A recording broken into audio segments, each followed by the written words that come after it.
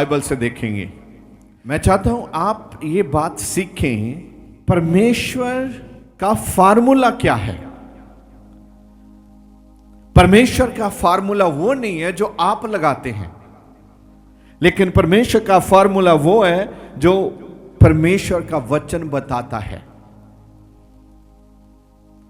पहली बात मैं आज ये कहना चाहता हूं, जब भी आप यहां से जाएं, माइंड में एक ही बात सेट कर लो, मेरे पास सफलता का अभिषेक है। बोलो आमीन। हाँ, आमीन बोलना है अच्छी बात पर। नहीं बोला तो मानिए आप उसको ग्रहण नहीं कर रहे। तो क्या क्या माइंड में सेट करके जाना है? कौन सा? आप जहां भी जाएंगे आपको वहां सफलता चाहिए। Praise the Lord. जब तक आपकी जीभ में आवाज दम से ना आए, तब तक आप मानिए यह होने वाला नहीं है। आप चाहे यहां बैठे हैं, आपको हो सकता है बोलने में शर्म आती हो, लेकिन ये आपका एक प्लेटफॉर्म है, यहां आपने एक्सरसाइज करनी है।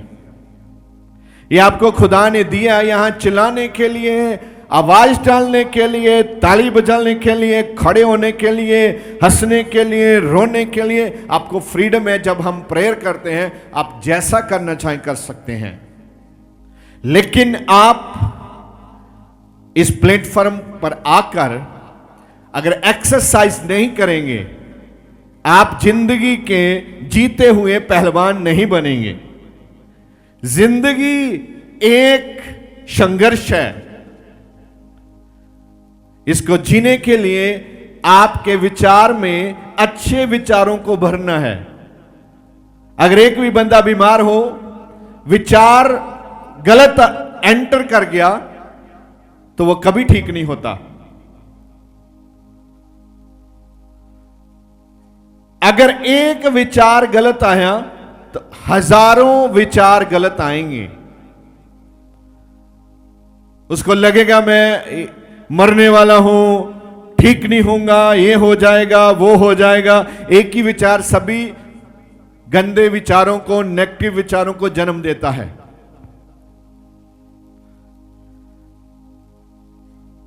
जरूरी नहीं आपको 100 मच्छर काटे तब मलेरिया होता है। एक ही मच्छर काटे तो मलेरिया हो सकता है।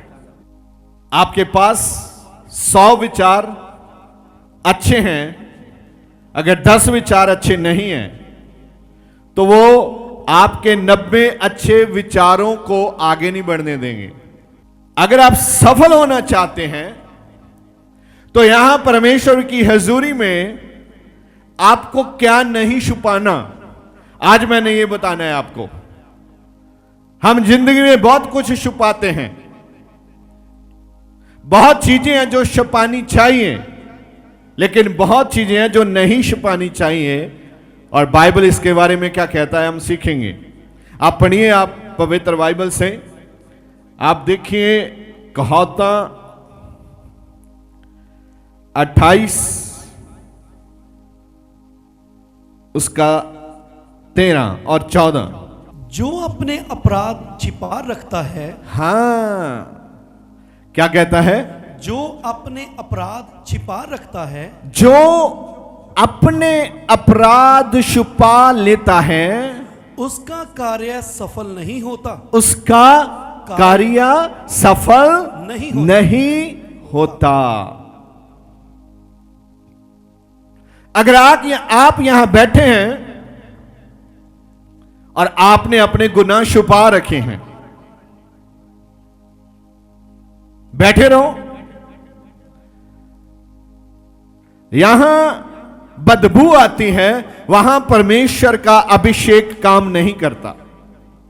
तुम यहां बैठे हो और परमेश्वर का अभिषेक एक एक व्यक्ति को टच करना चाहता है।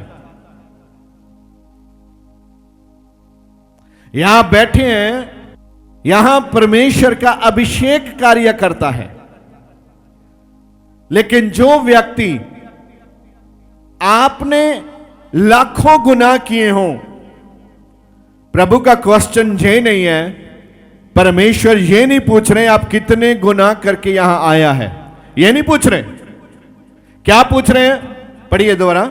जो अपने अपराध छिपा रखता है, जो अपने अपराध छुपा रखता है, उसका कार्य सफल नहीं होता। उसका कार्य सफल नहीं होता। आपने जो गुनाह अपने जीवन में छुपा के रखा है, इसका मायने ये नहीं है कि आप सब लोगों को बताओ आपने क्या गुनाह किए हैं, लेकिन कभी कभी हम परमेश्वर से भी पर्दा रखते हैं। प्रार्थना में मानते नहीं है कि प्रभु ये तो मैंने गुनाह किए थे, आज वचन में सीखा मैंने, मुझे क्षमा करो प्रभु। मैं तेरे दास के पास जाऊंगा और उससे बोलूंगा मेरे पापों के लिए प्रार्थना करो, ये मैंने गुनाह किए, मैं कबूल करता हूं। जब आप एक प्रीस्ट के सामने आके मानते हो, वो आपके लिए प्रार्थना करेगा, और बाइबल में लिखा है जब धर्मी जन प्रार्थना करेगा उससे आप चंगे किए जाएंगे। आज दुनिया में बहुत विश्वासी हैं जिन्होंने अपने गुनाह छुपा के रखे हैं। बपतिस्मा भी हो गया तब भी छुपा के रखे हैं, चर्च भी रेगुलर आ रहे हैं तब भी छुपा के रखे हैं। हो सकता है आप उन गुनाहों को रिपीट नहीं कर रहे, लेकिन उसकी क्षमा मांगी नहीं आपने। मानना बाइबल कहती बहुत जरूरी है। आज बहुत लोग हैं जो किसी न किसी दायरे में जकड़े हुए हैं और वो हमें आकर पूछना चाहते हैं, बताओ जी हमने ऐसा क्या किया है, हम ठीक नहीं हो रहे हैं। तो मैं एक एक को नहीं, सारे मसीह विश्वासियों को ओपनली, अपनी ओर से नहीं, पवित्र आत्मा की ओर से बताना चाहता हूं क्यों आप सफल नहीं होते। मैं जानता हूं बहुत जिंदगी में अप डाउन्स आते हैं।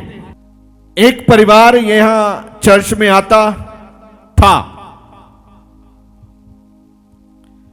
तो वहां उनके घर की एक औरत ठीक नहीं हो रही थी।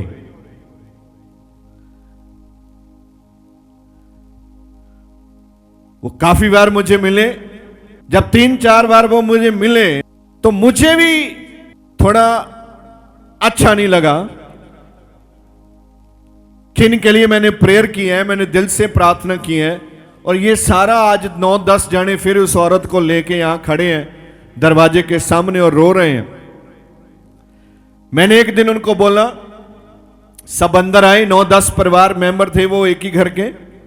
मैंने बोला आप अकेली इस औरत को रहने दो अंदर और तुम बाहर चले जाओ। मैंने उससे पूछा क्या तेरे जीवन में पाप है? जो पवित्र आत्मा ने मुझे बोला, जैसे ही मैंने बोला वो रोने लगी। फिर मैंने उसको वचन दिया और बोलना, अगर तू इस गुनाह से अलग नहीं होगी, तू और तेरे सारे पारिवारिक मेंबर दुखी रहेंगे। आपको ये गुनाह छोड़ना है।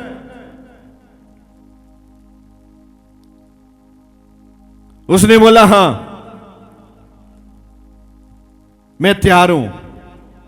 मैंने बोला मैं कुछ नहीं बोलने वाला, जो तूने बोला परमेश्वर के सामने बोला, मैं दुआ करूंगा। मैंने 2 मिनट के बाद उन सभी परिवार मेंबरों को बुलाया। मैंने बोला देखो आज मैं प्रार्थना करूंगा, आज के बाद ये ठीक हो जाएगी। हुआ क्या, जब मैंने प्रार्थना की 15 दिन के बाद वो मठियाई लेके आ गए। ये मैं बताना चाहता नहीं था, मैंने बहुत पार्ट कट कर दिया, मैंने छोटा बताया क्योंकि ये अच्छी बात नहीं है। मैं किसी के गुनाह के बारे में बात करूं ये मेरे लिए ठीक नहीं है, लेकिन आपको सिखाने के लिए ऐसे हजारों मुझे सुन रहे होंगे आज भी, जो इबादत में भी आते हैं, प्रेयर में भी आते हैं, फास्टिंग भी करते हैं, बपतिस्मा भी ले रहे हैं, लेकिन उनके दिल में एक जगह है जो पाप से चलती है। परमेश्वर को गुनाह से सख्त नफरत है। अगर आप गुनाह में रहेंगे, हो सकता आप बहुत परेशान ना रहें। आप गुनाह में रहेंगे, हो सकता आपको कोई दिक्कत ना आए, क्योंकि जब आप गुनाह में होते हैं, पाप में होते हैं, आप एंजॉय करते हैं। लेकिन पवित्रताई में चलने के लिए आपको काफी मुश्किलों का सामना करना पड़ेगा आपकी लाइफ में। एक आदमी चर्च में ही आता था, 3 साल के बाद उसका परिवार उसको लेके मेरे पास आया और बोला, पास्टर जी ये दारू छोड़ते नहीं है। तो मैंने उसे बोला, क्या तू दारू छोड़ना चाहता है? तो उसने बोला, हां छोड़ना तो चाहता हूं। मैंने बोला, अगर तू दिल से मानेगा तो मैं आज प्रार्थना करूंगा, उसके बाद परमेश्वर तुझे मदद करेंगे। आप नशा नहीं करने का मन बनाइए, आप बच जाएंगे। उसने बोला, हां पास्टर जी करो प्रार्थना। जब मैंने उसके लिए प्रार्थना की, उसने दारू छोड़ दिया। 1 महीने के बाद वो बीमार हो गया। जब वो बीमार हो गया, वो मेरे पास मिले नहीं, उसने दारू फिर से स्टार्ट करी, वो फिर ठीक हो गया। 6 महीने के बाद फिर एक बार उसकी बेटी और उसकी वाइफ मेरे पास आए और मैंने उनसे पूछा, ओ भाई साहब का क्या हाल है? उन्होंने बताया ऐसा हुआ, 1 महीना छोड़ी, बीमार हो गए, अब फिर पी रहे। तो वो बोलते हैं मैं दारू पी के ही ठीक रहता हूं, इसलिए मुझे पीने दीजिए। ये बहुत गहरी टीचिंग है। आप पाप छोड़ेंगे, शैतान आपको दिक्कत में डालेगा। अगर आप पाप छोड़ेंगे, साथ में प्रार्थना करेंगे, फिर आपको दिक्कत में नहीं डालेगा।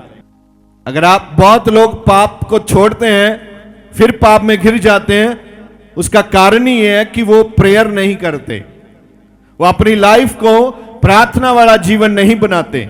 अगर आप पाप से बाहर निकलेंगे, मैंने बहुत अच्छी पोजीशन में खड़े लोगों को गिरते हुए देखा है। क्यों? क्योंकि जब वो पोजीशन में आते हैं, चाहे वो चर्च में है, चाहे वो एवेंजलिस्ट टीम में है, चाहे वो वॉलंटियर्स में है, चाहे वो मैनेजमेंट में है, चाहे वो स्टेज में है, कहीं भी है, अगर आप अच्छी पोजीशन में आएंगे, शैतान आपको ऑफर करेगा, थाली में डालकर, फूल टकाकर आपको ऑफर करेगा गुनाह करने के लिए। गुनाह सिर्फ किसी के साथ शारीरिक संबंध बनाना गुनाह भी एक ही गुनाह नहीं है। ये जब मैं बात करता हूं, कभी कभी आपका माइंड सीधा उधर ही जाता है, ये एक ही बात नहीं है, गुनाह बहुत प्रकार के हैं।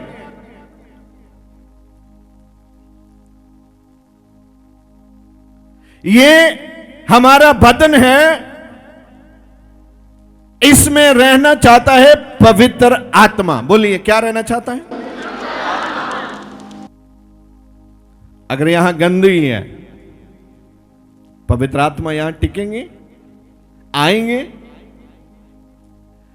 अगर मैं ये आपको ना सिखाऊं, तो यहां नौजवान बच्चे बैठे हैं, उनका जीवन आगे जाके प्रॉब्लम में आएगा। ये मुझे सिखाना है अपने बच्चों को, अपने परिवार को, कलीसिया को, चर्च को, कि वो कैसे परमेश्वर की पवित्र हुजूरी में बने रह सकते हैं। कभी कभी हम सीखते हैं, हमें लगता है ये नहीं कहना चाहिए था, वो आपके दिमाग की बात है, क्योंकि आपका दिमाग जो देखता है वो सोचता है, लेकिन पवित्र आत्मा जो देखता नहीं है वो भी बोलता है, और जो देखता है वो भी बोलता है। पढ़िए क्या लिखा है। जो अपने अपराध छिपा रखता है, जो अपने अपराध छुपा रखता है, उसका कार्य सफल नहीं होता। उसका कार्य कभी सफल नहीं होता। नहीं होता।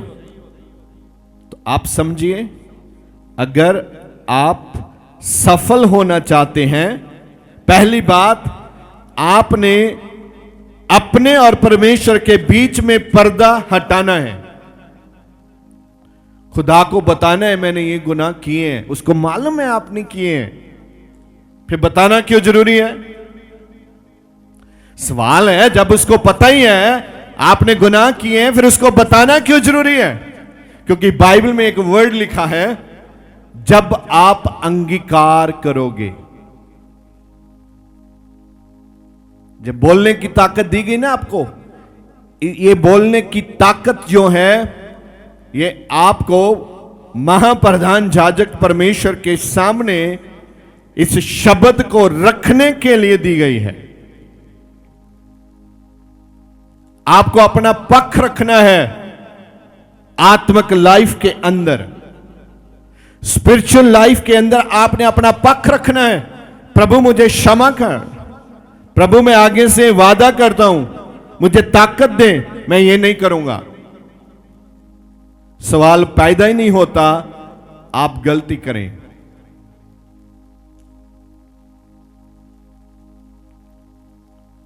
और फिर आप परमेश्वर की अनॉइंटिंग को अपने ऊपर देखेंगे। जब आप परमेश्वर की अनॉइंटिंग को अपने ऊपर देखेंगे तब आपके कार्य सफल होंगे। अनॉइंटिंग नहीं है, आप 10 बार चढ़ने की कोशिश करो, आप नहीं चढ़ पाएंगे, आप थक जाएंगे, निराश हो जाएंगे। जैसे मैंने एक दिन पहले बोला था, कभी कभी कुछ लोग इतनी कोशिश करके उस मकाम पर पहुंचते हैं, जब उस मकाम पर पहुंचते हैं वो इतने थक चुके होते हैं, वो कोई जश्न मना नहीं सकते, थक गए, खुशी होती नहीं है किसी चीज की। क्यों? इतने जोर लग गया, इतना टाइम लग गया, जुतियां घिस गई एक ही काम करने के पीछे। तो किसका जश्न? अगर अनॉइंटिंग के नीचे हैं आप, ऐसे चुटकियों में आपके काम बनने वाले हैं प्रभु यीशु के नाम से। अच्छा आगे पढ़ी फिर इससे। जो अपने अपराध छिपा रखता है उसका कार्य सफल नहीं होता, हाँ। परंतु जो उनको मान लेता, जो उसको मान लेता है और छोड़ भी देता है। वाह, समझे मेरी बात? जो मान लेता है, नहीं तो आप चेक कर लो, आज आप परखिए। जो मान लेता है, नंबर 2 जो छोड़ देता है, आगे उस पर दया की जाएगी। वाह, इसका मतलब हमारी सफलता के पीछे किस चीज का भेद है? दया, अनुग्रह। बोलो, मुझ पर प्रभु का अनुग्रह हो रहा है।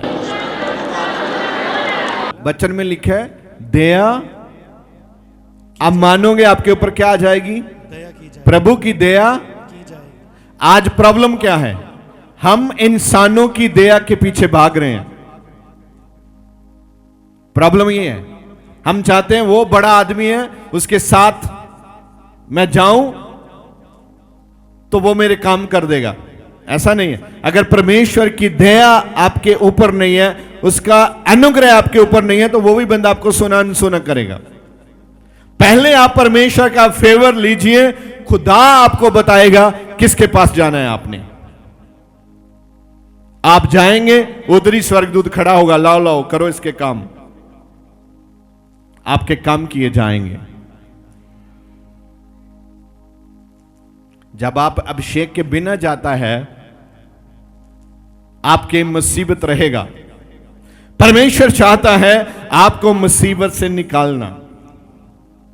अब आपके हाथ में है, आप मुसीबत में रहना चाहता है, जहां मुसीबत से बाहर आना चाहता है। आज परमेश्वर आपको आपके सभी बंधनों से बाहर निकलने के लिए ऑप्शन दे रहा है। अगर आपको यह ऑप्शन स्वीकार करना है तो इस वचन को दिल में लिख लीजिए। जो मान लेता है और छोड़ भी देता है, छोड़ भी देता है, बोलो, और मान भी देता है। उस पर अनुग्रह होता है। और मैं ही वो आदमी हूं जिस पर हो रहा है। बोलो आमीन, आमीन। परमेश्वर इतने खुश हैं, आप उसकी हुजूरी में बैठा है। भले ही आप मुश्किल से बैठा है, लेकिन परमेश्वर खुश है। अगर कोई ज्यादा तंगी में बैठा है, उससे और भी ज्यादा खुश है वो। समझे मेरी बात? क्यों? क्योंकि जो अच्छा भला है उसके लिए बैठना आसान है। अगर कोई बीमार बैठा है तो समझिए दया किस लेवल पे, अनुग्रह किस लेवल पे वो करना चाहता है आपके ऊपर। बस एक ही बात आप ध्यान से, ये सीक्रेट है बाइबल का जो मैं आपको बता रहा हूं आज। अगर आप इस सीक्रेट को फॉलो करेंगे, आप परमेश्वर की सफलता को लेके जाएंगे पूरे जीवन में। और ये आपके लिए नहीं है आज जो यहां बैठे हैं आप। भाई आप जब मर गए खत्म, ना ना ना ना, ऐसा नहीं है। ये ऐसी पॉलिसी है जो आप परमेश्वर का सिमरन कर रहे हैं, मान रहे हैं, जो आपकी 3 पीढ़ियों तक जाता है अनुग्रह। कितनी बड़ी बात है। हाँ, जे आपके 3 पीढ़ियों तक जाता है परमेश्वर का अनुग्रह। आपके बच्चे धर्मी गिने जाएंगे धरती पर। आपके बच्चों को परमेश्वर स्वर्ग से फेवर देना स्टार्ट कर देगा। आपके बच्चे इंटेलिजेंट रहेंगे। आपके घर परिवार में परमेश्वर की आशीष बनी रहेगी। ये वचन कितने लोगों को अच्छे लगते हैं? सबको।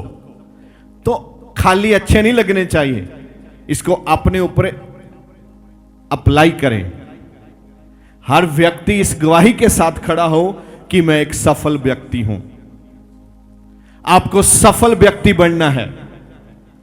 आपको क्या बनना है? हेलो, कोई है थे? सब नालों उच्ची ते चला के बोलो तो रीढ़ दियां हड्डियां सीधियां कर लो ते कहो मैं सब तो सफल व्यक्ति हां।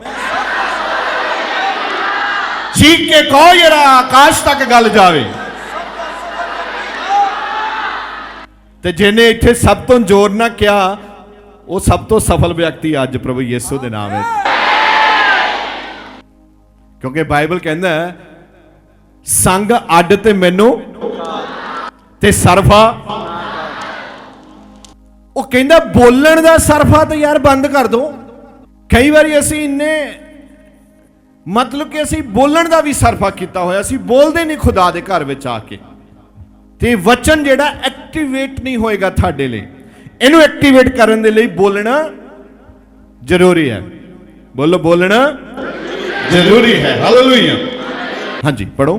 परंतु जो उनको मान लेता और छोड़ भी देता है, हाँ हाँ, उस पर दया की जाएगी। हाँ हाँ। जो मनुष्य निरंतर प्रभु का भय मानता रहता है, जो व्यक्ति निरंतर परमेश्वर का भय मानता रहता है, वे धन्य है। आहा, क्या है वो? धन्य है। ते कहते साडे बोझे खाली है। वो कहता धन्य है, असी कहने साडे कोल कुछ है नहीं। स्टेटमेंट बदल गई। ये स्टेटमेंट आपके ऊपर होनी चाहिए। आपकी सब गीसे में पैसे ही पैसे होने चाहिए। इधर हाथ डालो तो भी पैसा, इधर डालो तो भी पैसा। कुछ ऐसे सोचते होंगे प्रभु मेरी तो एक जेब में डाल दे बहुत है। क्योंकि सोच लिमिटेड है, छोटा ही लेना चाहता है। इतना बड़ा प्रभु है तो प्रार्थना कितनी बड़ी करनी चाहिए। बड़ा परमेश्वर है आपका।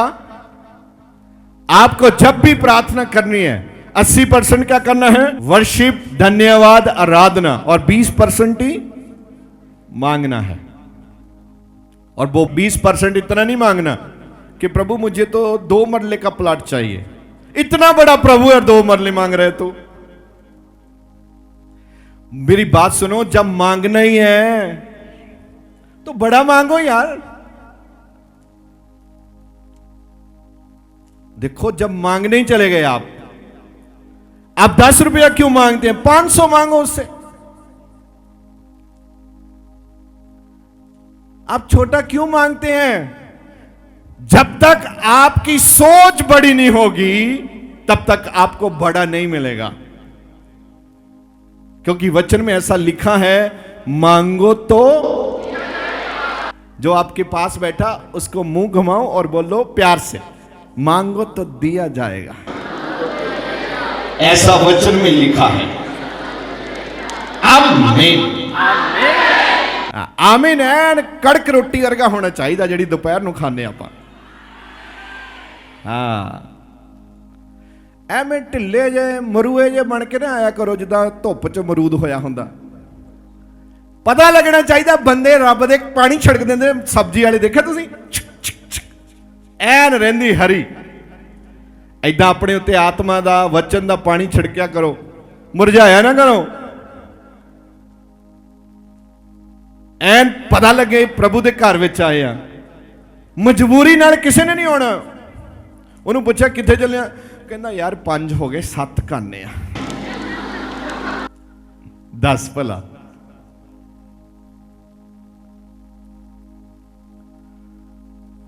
इतना नहीं, ऐसा नहीं। इतना मतलब आपको ऐसे, जहां आप आए ना प्रार्थना के लिए, ऐसा माइंड सेट करके आए, मैं जा रहा हूं और बरकत लेके वापस आऊंगा। ऐसा सोच के मत आइए, मैं जा रहा हूं जी, देखदा आज की होंदा। कहंदा आज का दिन यहोवा ने बनाया है, हम इसमें आनंद को ताली बजा के। आज का दिन यहोवा ने हम इसमें आनंद तो आज का दिन डुडुन डुडुन डिश। क्या बात है, हालेलुया हालेलुया। ऐदा अंदरों उछल कुद होनी चाहिए। आप ही म्यूजिक गाने सब मुंह चो निकल बन बन के। ते मरजाए तो कोई कद्दू नहीं लेंदा, कहंदा चल चल मरजाए रहन दियो। तो बंदे कित्थों मरजाए ओदे पसंद आने आ? उन्हें चाहिए एन खिले हुए। ते खिलना किदां? अंदरों। ते अंदरों किदां खिलना? ਜਦੋਂ परमेश्वर ਦਾ अनुग्रह ਤੁਹਾਡੇ ਜੀਵਨ ਦੇ अंदर आ गया। हाँ पढ़ो। जो मनुष्य निरंतर प्रभु का भय मानता रहता है वह धन्य है, परंतु जो अपना मन कठोर कर लेता है, जो अपना मन कठोर कर लेता है, मतलब सुना है आज, उसने माना नहीं, इसका मतलब है उसने मन क्या कर लिया? कठोर कर लिया। और जो जमीन कठोर होती है उसके ऊपर बीज डालो, वहां फलवंत नहीं होगा। तो आपने अपने आप को कठोर नहीं करना। वचन सुना तो मानो, तो क्या होगा फिर? जो अपना मन कठोर कर लेता है वह विपत्ति में पड़ता है। हाँ, जो अपना मन कठोर कर लेता है, वचन कहता है वो विपत्ति में विपत्ति में पड़ता है। मतलब मुश्किलों में, समस्याओं में पड़ जाता है। तो आज के बाद आपने अपना मन कठोर नहीं करना। मैं विश्वास करता हूं इस वचन के द्वारा आपका जीवन